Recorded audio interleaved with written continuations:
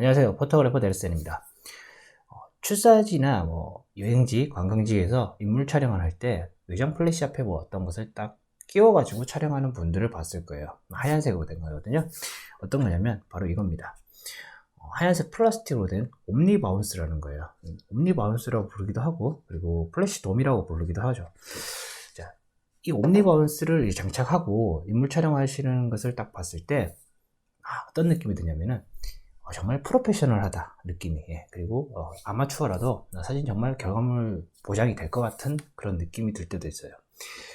근데 사실 이 옴니 바운스를 알고 사용하면은 정말 좋거든요. 좋은데 잘못 사용하게 되면은 오히려 독이 되는 경우가 상당히 많습니다. 그래서 오늘 제가 이야기해 볼 내용은 옴니 바운스에 관한 이야기입니다. 일단 옴니 바운스가 어떤 건지 한번 살펴보도록 하겠습니다. 쇼핑 용어 사진에 나오는 옴니 바운스는 반투명 플라스틱 옴니를 플래시 발광면에 장착하여 사용합니다. 촬영 시 플래시의 빛을 확산시켜 결과물을 부드럽게 만들어주는 역할을 합니다 라고 적혀 있어요.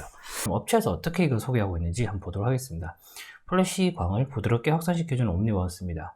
옴니 바운스 사용 시 보다 넓은 면적을 조광해 인물의 번들거림 없이 화사한 분위기를 연출합니다.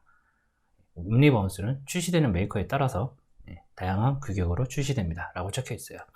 여기서 맞는 부분은 두 개입니다. 첫 번째, 출시되는 플래시에 따라서 규격이 다 다르다. 그 다음에 두 번째, 보다 넓은 면적을 조광해 준다. 이거밖에 없어요. 자, 그러면 지금부터 옴니 바운스에 대해서 정확하게 한번 알아보도록 합시다. 자, 지금부터 바운스 촬영을 할 거예요. 바운스 촬영하다 보니까 위에 맞은 빛을 이용해서 촬영하잖아요. 그러면은 아무래도 광량 손실이 있단 말이죠. 이거보다 더 심합니다. 그래서 여기서 이제 보정을 좀 할게요. 제가 보정을 하고 일단은 노출값을 맞춰주고요. 확인. 감도도 조금 올려주는 게 좋을 거고. 자, 이런 식으로 해서 조리개도 조금 내려줄게요. 자, 이런 식으로 촬영해보도록 할게요. 자, 대충 나올 것 같긴 한데 일단. 자, 이렇게 찍으면 비슷하게 나왔네요. 자, 이렇게 찍고 자, 이 이미지 보시면 아시겠지만 이전의 직관과는 많이 다르다는 것을 알 수 있어요. 그리고 여기서 와이드 패널 이 녀석이에요. 이 녀석. 자, 와이드 패널을 꺼내 가지고 촬영해 보도록 하겠습니다. 와이드 패널을 꺼내면 아무래도 빛이 더 넓게 확산되니까 제 생각은 그래요. 조금 더 부드러운 빛이 떨어질 겁니다. 자, 갑니다. 예. 지금 제가 그 LCD 화면으로 봤을 때는 그렇게 큰 차이가 없는데 아마 컴퓨터로 보면 확연히 더 차이가 날 거예요. 이게 이제 옴니 바운스를 들고 꽂아놓고 촬영해 보도록 하겠습니다. 옴니 바운스를 장착하고 아마 빛이 이제 더 확산이 될 거예요. 아마 왜 그러냐, 옴니 바운스 역할이 빛을 확산하는 역할이거든요. 기본적으로 와이드 패널이랑 비슷합니다.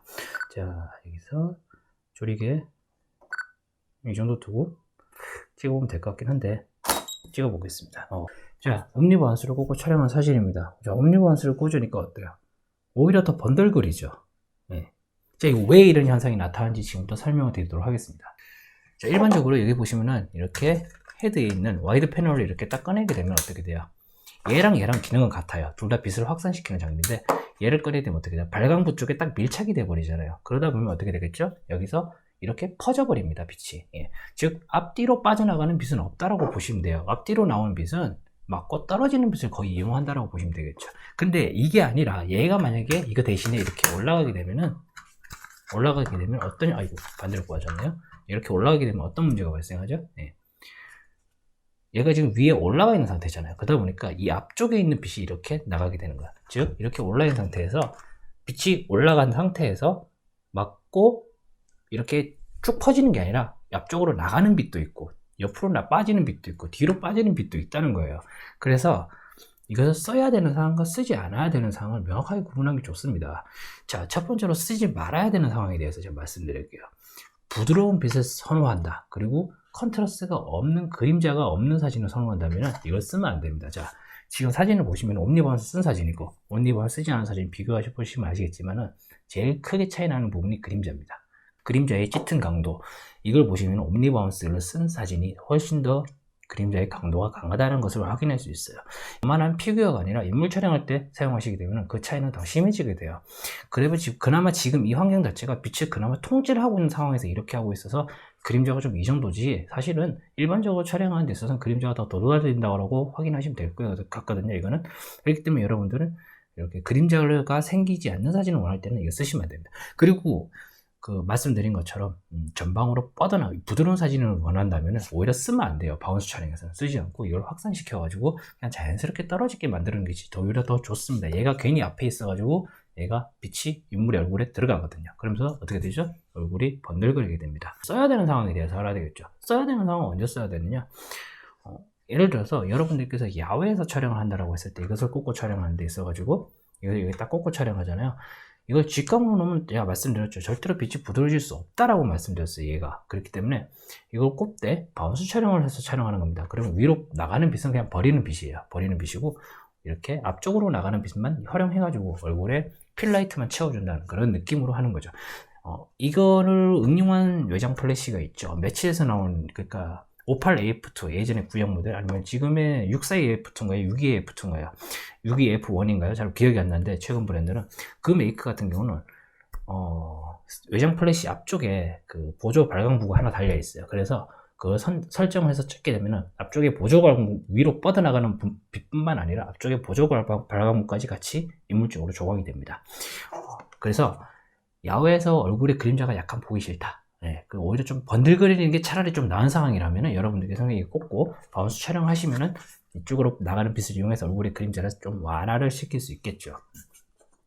자, 그리고 이제 아까 말씀드린 그림자를 활용하는 부분에 있어가지고는 오히려 좀 나는 이번 사진은 좀 컨트라스트가 강하고 좀 대비가 있는 상당히 느낌 있고 좀 다크한 이미지를 좀 구현해보고 싶어 라고 하면은 오히려 이거 쓰는 게 나을 거예요.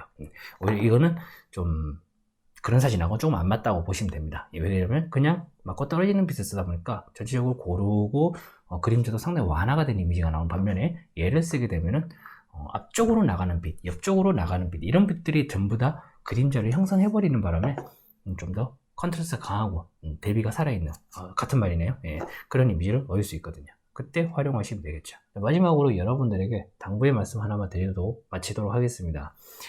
사진을 찍으면서 여러분들께서 즐기면서 사진 찍는 건 좋아요. 근데 그리고 제가 이제 컨텐츠로 말하기 사실 좀 민망합니다. 다른 분들이 엄청난 양을 준비하고 막 그러는데 그것에 비해서 저는 대본도 없이 그냥 완전히 프리스타일로 해버리다 보니까 영상을 보는 분들이 있어서 좀 짜임새도 좀 없다. 그리고 좀 시간이 좀 낭비가 된다는 느낌을 많이 받으실 거예요. 아마 그 부분은. 예, 그건 저도 인정하는 부분인데 어쨌든 간에 제가 드리고 싶은 말이 뭐냐면은 일단 사진을 이제 공부를 하는 데 있어서 여러분들은 조심하셔야 되는 부분이 뭐냐면은 잘못된 정보를 여러분들이 아는 거, 그리고 그 사진에 대해서 생각을 잘못 하시는 거예요. 그러니까 내 사진만이 오히려 정답이고 내가 알고 있는 지식만이 무조건 정답이야 라고 생각하시면 그 정말 잘못된 생각입니다.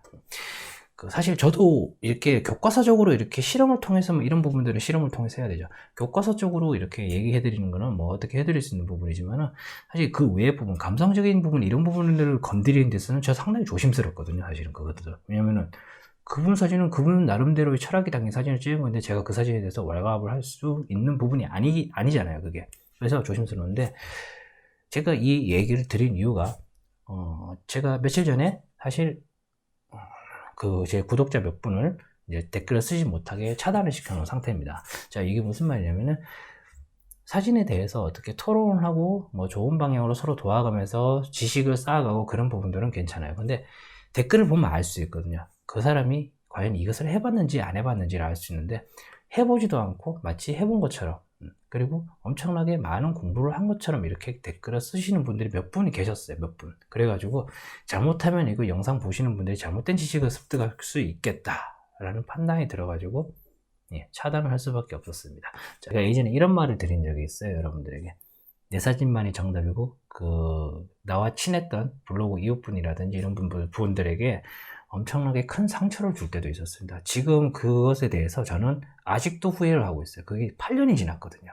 8년이 지난 지금 시간까지도 지금 되게 후회를 하고 있습니다. 용기가 있다면 그분에게 쪽지로나 메일이라도 해서 사과를 드리고 싶은데 참 그조차도 저는 용기가 없는 것 같아요. 그러니까 여러분들에게 제가 드리고 싶으면 사진을 여러분들 찍다가 알면 알수록 이게 사람이 약간 어떻게 되죠? 잘못된 쪽으로 흘러갈 수도 있어요. 근데 그걸 잡아주는 게 되게 중요합니다. 어떤 사람에게 내 생각만 정답이라고 강요를 하시면 안 되고요. 그리고 내 사진만 정답이라고 말을 하셔도 안 돼요. 서로 간에 같은 취미를 가진 사람끼리 의견을 공유하는 정도로 좋은 취미생활을 했으면 하는 바람에서 부득이하게 저도 그렇게 차단을 할 수밖에 없었던 거, 양해를 부탁드리고, 자, 오늘 여기까지 하겠습니다. 감사합니다.